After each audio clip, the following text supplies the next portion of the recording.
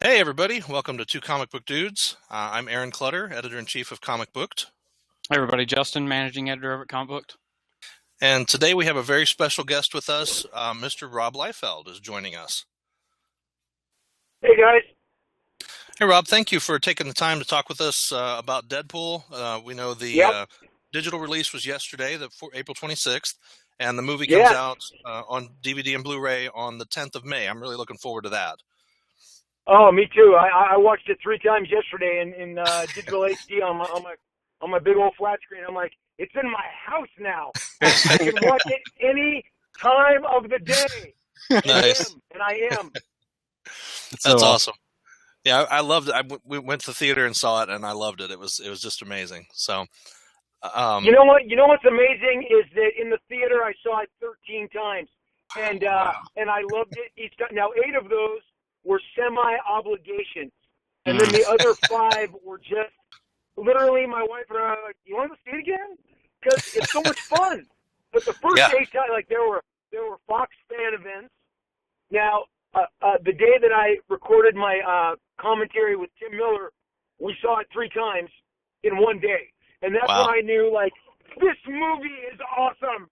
I just watched it 3 times and had to talk through it 2 of those times. But and then we went to our fan event and showed it at the IMAX, and I'm like, okay, I just saw it 3 times in a day. I'm not sure I ever saw any movie I ever loved that many times in a theater, like sitting in a seat on a big screen. So. You know, and again, hats off to all those guys. I'm not taking credit for their accomplishment. It's their brilliance that they. I mean, what an achievement.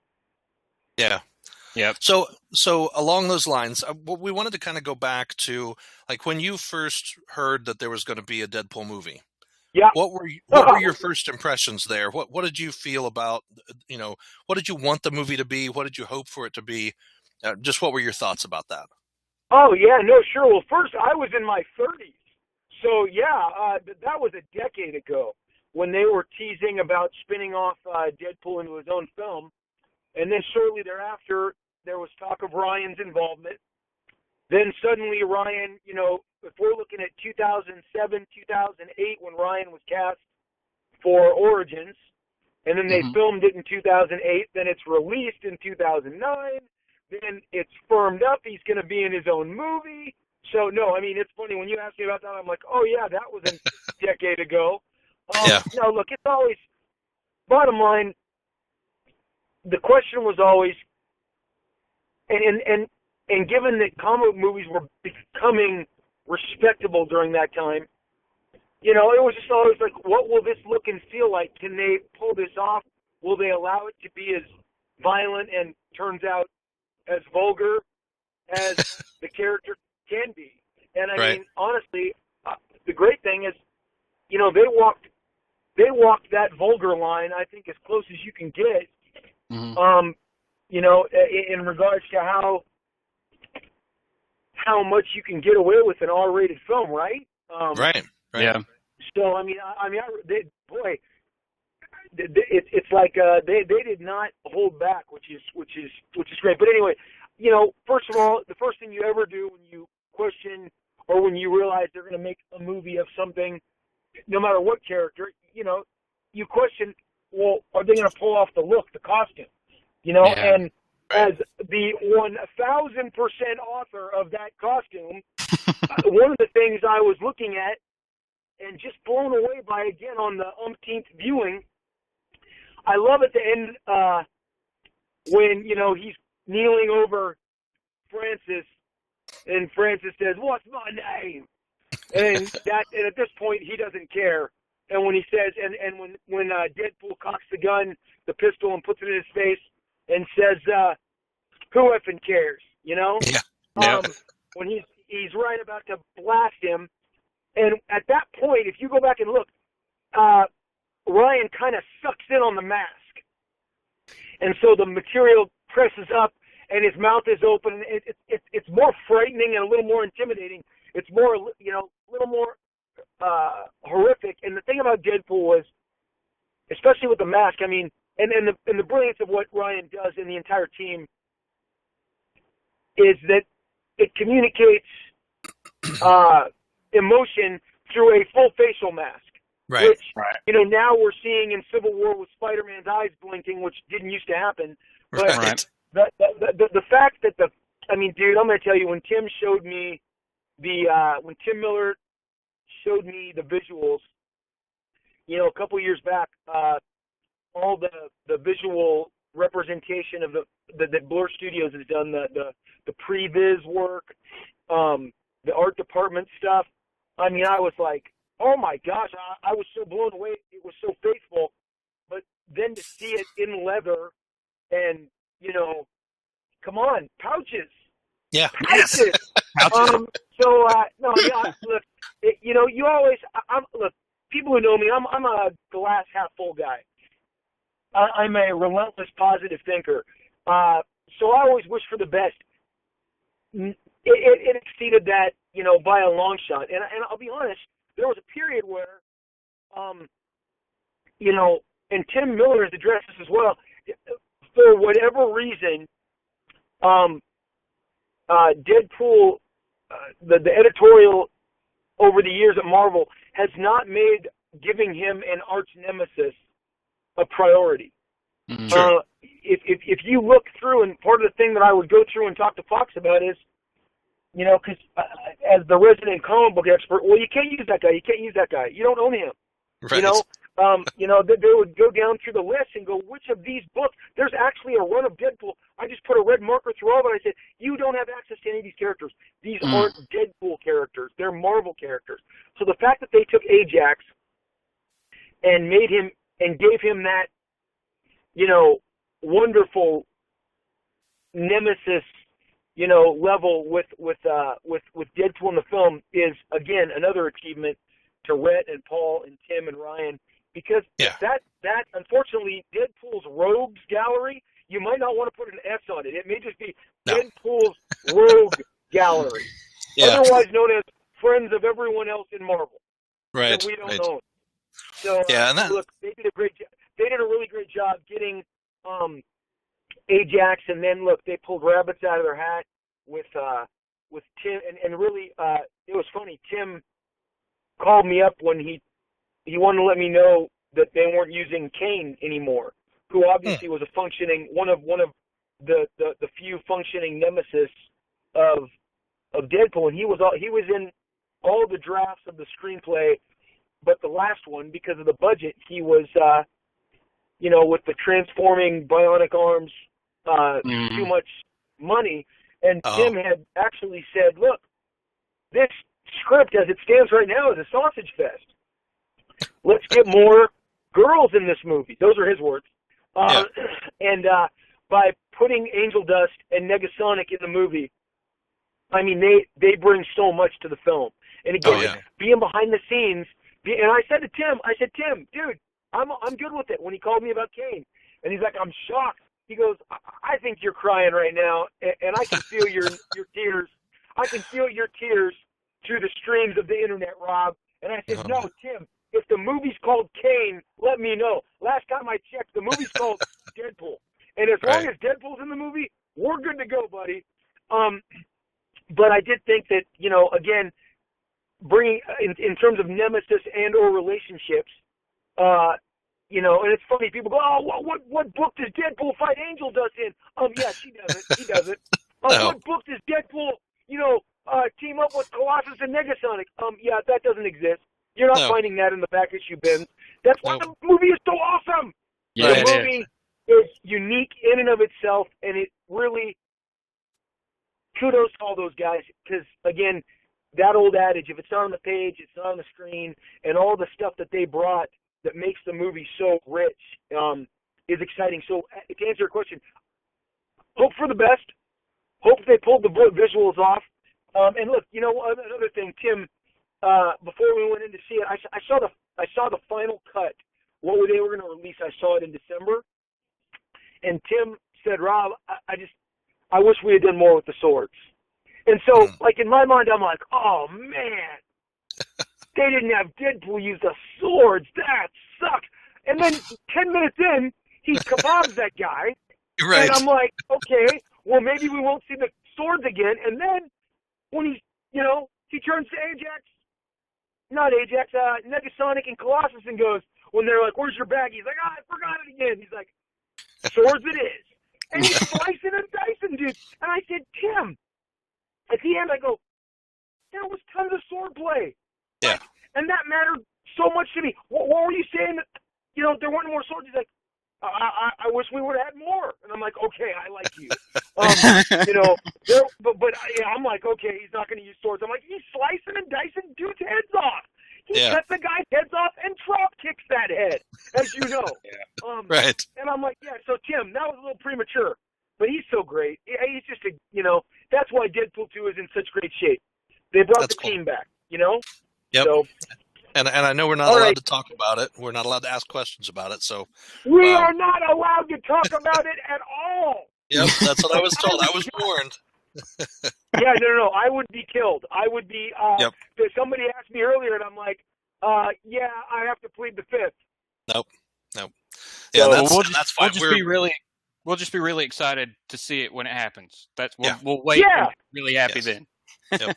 Oh, me too. Look, bottom line is the team is back together, and kudos to Fox for keeping everybody together. As you know, success can, rocket people into different stratospheres, and it all comes down to management. And management did whatever they did to bring everybody back together, and so kudos to them, and so happy to have them all back because I was on the internet,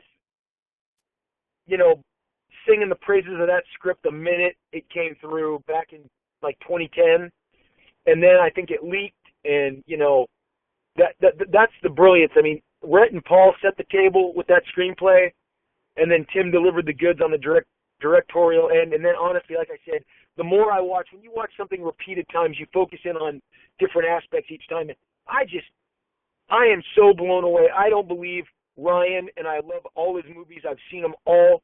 He has never been better than he is in this movie. And I mean, he doesn't, I need to give him even more credit than I do, and I feel like I give him a ton. It's just the guy just puts it all out there in this film. I mean, he's so good. So it's so great. I'm so excited for the future. Yeah. Which we can't talk about. No, right. So let's instead talk about the past, if that's okay. About Deadpool, and you created so many characters back in the 90s with the Image and with Marvel. So with Deadpool, what was? I mean, I'm sure there's a bunch of things, but what sticks in your mind as the inspiration for creating Deadpool the way you did? Buddy, I've told this a million times. I can tell it again. The great thing is the story never changes because the truth doesn't change. Only the lies change. And I mean, I now I'll say, hey, go listen to what's the name of the show? Tell me. Oh, what are we doing here? It's Two Comic Book Dudes. I'll be like, go listen to Two Comic Book Dudes because they can tell you there. Because normally I say, hey kids, go look on YouTube. I'm sure I've told this story. Here's the bottom line. You take a little Spider-Man, a little Boba Fett, and a whole lot of me loving on Wolverine, and the need to follow up the success of Cable, and you come up with Deadpool. And the bottom line is, I mean, there's so many fun aspects. Look, I was doing a team book. For those who don't know, the New Mutants was a dog. They were going to cancel it. They said I had a chance to save it. I said, great, I'll save it. I felt I knew what was wrong with the New Mutants and why it was lagging behind all of the other X-Men books. And trust me when I tell you it was lagging behind significantly, and that's historical. You can go back and look at the rankings that the book was lagging so far behind the other three X-Men books that were out at the time. And they started by letting me introduce a really transformative character named Cable who brought a distinct action tone to the book and more of a consequence to the book. Long story short, his year in that book, which there was not a panel that he was involved in that I did not have a heavy hand in crafting, and that was part of the sale to get me on it. But that book, we quadrupled our sales. We suddenly were selling neck and neck with the X-Men. So they rewarded me saying, Rob, we're going to give you can write and draw the book. You've earned your place. And so Louise Simonson, her last issue was 97. when it says plot and story, that means that the guy whose name says plot and story is the guy dictating to you the details, the soap opera. I was also a huge soap opera fan. So here's the deal. Cable needed a nemesis by this time. We'd had him tangle with Wolverine, and there was a great mystery with the character Strife, who was our big bad in the book, but we needed to hold off on that. But for my first, first up at bat, in the big box, being because there's a lot of pressure. You go, man, they're giving me everything I want now. I decided New Mutants 98 we would introduce 3 new characters, and 2 of them, Deadpool and Domino, have gone on to great fan favorite status, popular. And what I say about Gideon is 2 out of 3 ain't bad. But the thing with Deadpool is when a character walks in and takes down your whole team, a team that you've spent the entire year establishing, that says something to the reader that says, wow, that guy's a badass. And so for me, that character had to be Deadpool. He'd been waiting in the wings of my sketchbook. I had the name. I had that he was a mercenary. What I called up Marvel and said, hey, look, because I was completely, to this day, Wolverine is my favorite character. That will absolutely never be undone. I bought Wolverine's first appearance as a kid. I watched as he joined the X-Men. I watched as they unfurled all his mystery. And that's the thing about Wolverine, he's a man of mystery. And so Cable was also a man of mystery. So now we introduced this mysterious Deadpool. Well, before he even saw print, I said, look, I want him to be part of the Weapon X program, the Department K, what had created Wolverine. I want him to be a candidate, and he came before Wolverine, and they messed him up, they screwed him up. I've told this again. I've told this several times as well. In the movie Twins, which to your listeners, Twins was a movie that starred 2 guys who used to be movie stars, called Arnold Schwarzenegger and Danny DeVito. And the entire sales of the movie was their twins. And if you don't know, Danny DeVito is 4'10", and Arnold is 6'4", or 6'2", whatever. And obviously very muscular, and Danny is kind of not. And the thing is, the whole conceit was that they're twins. Okay, so in the third act of the movie, they finally meet the scientist that's behind both of their genetic manipulation, their creation, and says, well, how are we twins? And the guy goes, you're all the good stuff. And he points to Schwarzenegger and says, you're the refined, you're the good stuff. And you, points to DeVito, you're the crap. And Danny goes, I'm the crap. And I go, you're the crap. And at that point I said, Wolverine is the good stuff and Deadpool was the crap. And again, because it's like, wait, okay, so Wolverine submitted himself and he still looks good to me. He doesn't have a whole lot of scars because he heals, blah, blah, blah. So I said, well, maybe everybody else in Weapon 1 through 9, because Wolverine is Weapon 10, maybe everyone else didn't come out so hot. So that's where you get the disfigured face and the bottom line was Deadpool came out with his healing factor, came out with a mutation, but left the program because it had also driven him a little nuts. And he realized, I can use what they did to me for money. So once more, and look, dude, you understand, when you submit something to management, they have to clear it. Right. And once they clear it, Rob, you can tie it into Wolverine. I'm like, we're off to the races. But here's the other rub, the final rub. People understand, I had my grim and gritty soldier. That was Cable. Mm-hmm. We didn't need another one of him. And so the idea when it's all my original notes and everything that I submitted to Marvel was, and here's the final part of this long answer. He has a full face mask. He always did in all my sketches, but my 2 buddies, Eric Larson and Todd McFarlane, were kicking ass over on Spider-Man at the same point that Jim Lee and I were restoring the X Office to its previous acclaim. Right. And because they were bringing new people in on all the books. But you don't understand, and your listeners need to understand, how advantageous drawing a fully masked character is. And the design inherent of Spider-Man, because I had done an annual with him as well during that time, was the big giant eyes. It's an oval and big eyes. And if you see me draw Deadpool, I can draw that dude fast. And fast matters on a deadline. Fast matters. Ask people. an issue of Spider-Man is going to be easier to draw than an issue of the Fantastic Four or the Avengers.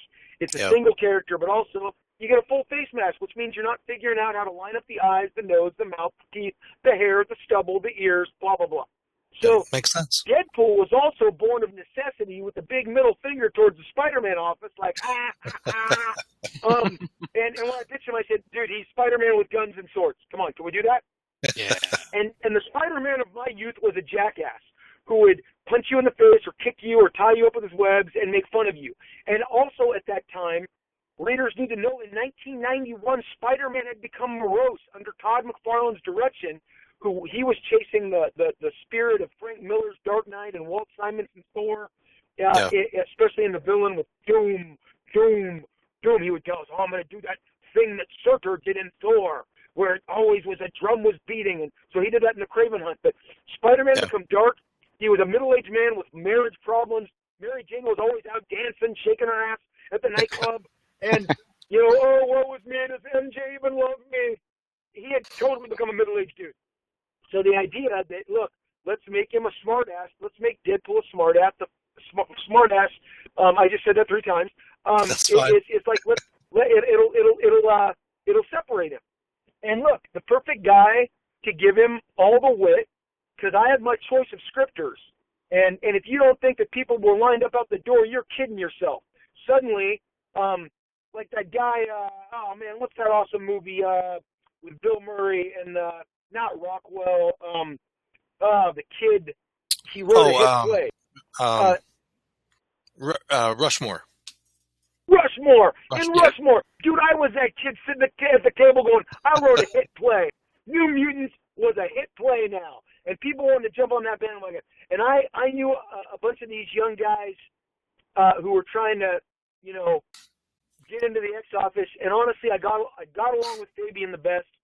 And Fabian had a great way with words. And I had already told Marvel, I don't have time to do the dialogue. That's a different skill set. And I modeled that. By the way, that was also, I wear my influence on my sleeve. Justice League was a book that had come back where Keith Giffen told the stories and did the layouts, and J.M. DeMatteis wrote this great dialogue on top of it, and it was one of my favorite books. Yep. So, and I think and I believe he had done that with Lobo as well. Keith Giffen had done that. So I was like, Fabian, let's come on board. They cleared him. We teamed up. Next thing you know, New Mutants 98 hits. Everything that, he's a badass. He takes down the team. And there's one page where Deadpool is looming over Cable. And I tell you right now, it's so funny because it's the big 3/4 splash. And he says, Tolliver's called in his marks on you. And here's the deal. That's Boba Fett talking to Han Solo about Jabba the Hutt, calling in the mark. I mean, like I said, I was a Star Wars. I saw Star Wars when I was 9 years old in 1977. It changed my world. Boba Fett changed my world. And again, a guy with a full mask, mystery about him, bounty hunter, mercenary. So I just always laugh when I see that because it's like Tolliver, the big gangster that had hired, Deadpool and was later behind the Domino Gambit with Vanessa. Right. Like, he was my Jabba the Hutt. And Cable, he'd had some dealings. And so that also implied right there that Cable and Deadpool knew each other. But the book hits. We sold about 750,000 of New Mutants 98, ridiculous number. Marvel said, Rob, we have not gotten mail on a character like this in 15 years. Can you put Deadpool in every book? And I was like, no, we don't have, but I said I can move the timeline up on his stories. And this is where I just say the fans have always had Deadpool's back. The reason, so X-Force #1 comes out. It's got $5 million in sales. The #2 best-selling comic book, still, 25 years later, still the #2 best-selling comic. I honestly thought that record would fall in the 90s. I am now pretty brazen. I'm not sure it'll ever fall. I think Jim and I are 1 and 2 cemented. And it's not like they didn't try. Kids, Star Wars had 65 covers on it. Star Wars #1 1 year ago. If it was going to fall, it was going to fall then. So X-Force #1, million sales. But there's a Deadpool trading card in it, and there's a Deadpool fact file because we needed to have Deadpool. Fans wanted Deadpool. And there's a reason that the follow-up, Deadpool, is on the cover of X-Force number 2, which sold 1.5 million copies. And yet, is X-Force really on the cover? Or is Deadpool on the cover? No, it's Deadpool because and what's the first 12 pages of the book? Is that X-Force? No, kids, we fooled you. You bought a Deadpool comic. You didn't even know you were getting one. And so, again, that's why Deadpool's in X-Force 3 and 4 and 5 and 7 and 10 and 11 because the fans loved him. And here's what I tell people. How does that make you feel? Like the success of Cable and Deadpool. And I said, to a freelance artist, there's 2 words. Job security. Job security. Yeah. That's how it makes you feel like they're going to keep letting me do this. So, again, that's why, ultimately I ended up creating over 30 characters in my time there. Is one, I recognized the opportunity to create characters in the X-Men universe and was smart enough to take them up on that. And then 2, I mean, come on. If when somebody offers you a good deal, take it. And so I mean, it's just and they were working, they were connecting. Like I said, all these characters still have tremendous fan bases, and I think over the next decade, I think those fans are going to be rewarded handsomely with just because look at Deadpool. I mean, look, Deadpool the movie is the rising tide that's lifting all boats, especially in publishing. I think the Deadpool comics are better than ever. I think everybody has raised their game. When the Deadpool movie makes $760 million at the box office, that's a statement. That shows you what the character's capable of. And let's not kid ourselves. We didn't have the budget of say a Batman, Superman, or a Civil War. Tim had to make. I know Beyonce's singing about Lemonade, but I'm like, hey, she talking about the Deadpool movie? Because that's Lemonade. Come on, man. Ryan Reynolds is quoted as saying, it's my favorite quote that he gave on the press circuit. We had other movies' cocaine budgets to work with. That's funny. But, he's really emphasizing a point there. I mean, Deadpool was not this lavishly extravaganza budgeted movie. I just made up the word extravaganza. But the thing is, so I just feel that's some lemonade right there. I mean, that and the amount of Deadpool merchandise. And, I mean, I'm at Michael's craft store with my daughter. She wants to buy paint and glue, and we're greeted by Deadpool posters. Three different bins. I'm like, really, Michael? This is how much we need to cover the overhead? We're selling Deadpool posters? Because that's a surefire. Sorry, I've gone crazy. Go ahead. No, that's okay. Well, that just shows that the characters crossed over to everybody. Even people at Michael's need Deadpool, That's right. That's right, buddy. That's right. So, well, that's good.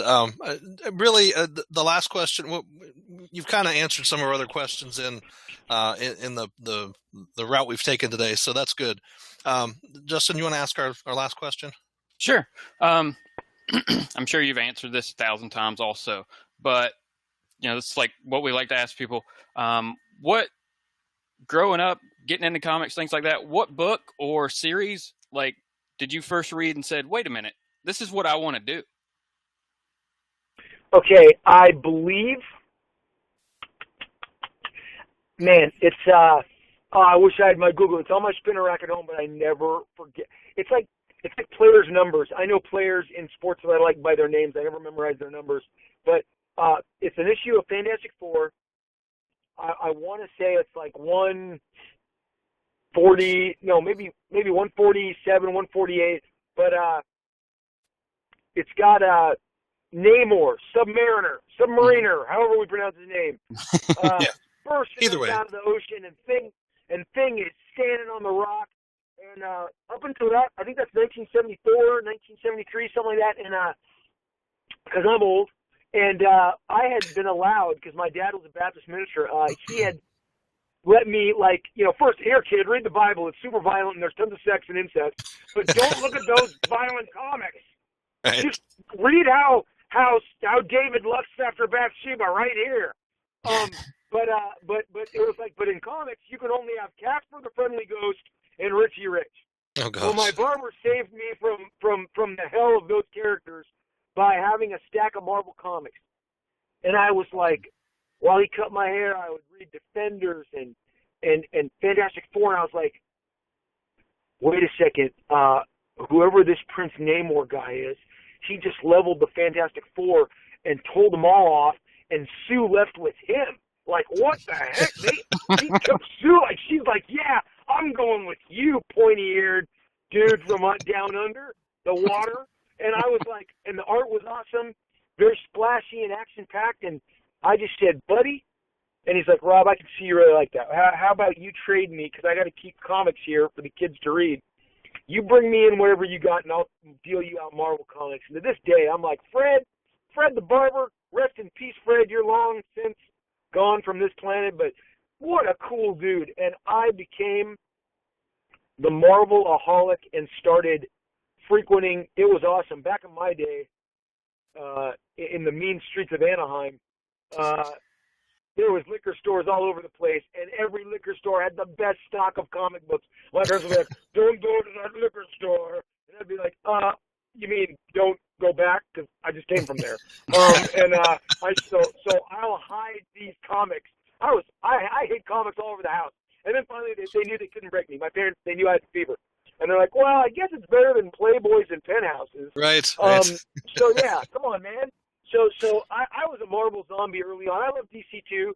And I bought eventually. I mean, I bought everything, and especially in the '80s when independent comic book companies came out and direct market opened up, and there were stores opening up near me. I mean, I bought everything. But I mean, comics is my preferred medium. I mean, I literally called you guys after coming out of the comic store, and I didn't even want to look at the bill. I'm like, oh, why do I leave the house? If I go to the comic store, I'm coming out much lighter in the wallet, and I have to use cash so that the wife doesn't track the purchases.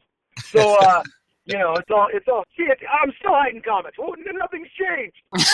I'm still hiding them. I feel you. My kids, no, you can't have that. No, you can't have that. And then go, oh, but Dad bought all these. Sorry. Right. Well, I guess I should just say, well, it's for work, kids. But they're like, yes, right. Dad, you're not drawing issues of Batman. So anyway, guys, I hope these answers were suitable for your audience. Yeah, yes. They were great. Really, really appreciate you, talking about everything. I mean, Deadpool, a great movie. Really looking forward to the release of that. Love the history that you give us on the character and everything, and reviews on stuff. And look, let me tell you something. Let me just finish by saying, Rob Liefeld, the baby daddy, I will tell you there is no better version of Deadpool than that movie. There is no better. And I know when I read it, it's grounded. He's not battling giant dinosaurs. He's not battling presidential zombies, which is like a little bit away from reality. The thing I love about the movie is it's grimy, it's gritty, yet it's also slick. The action is slick. When it needs to be slick, it's slick. But otherwise, the world of that, like Vanessa and Wade's apartment. I mean, I tell people, I created Wade and Vanessa. And I never did them this good. I would hug Paul and kiss Rhett all the time and go, this is so much better. This is so much better than anything we did.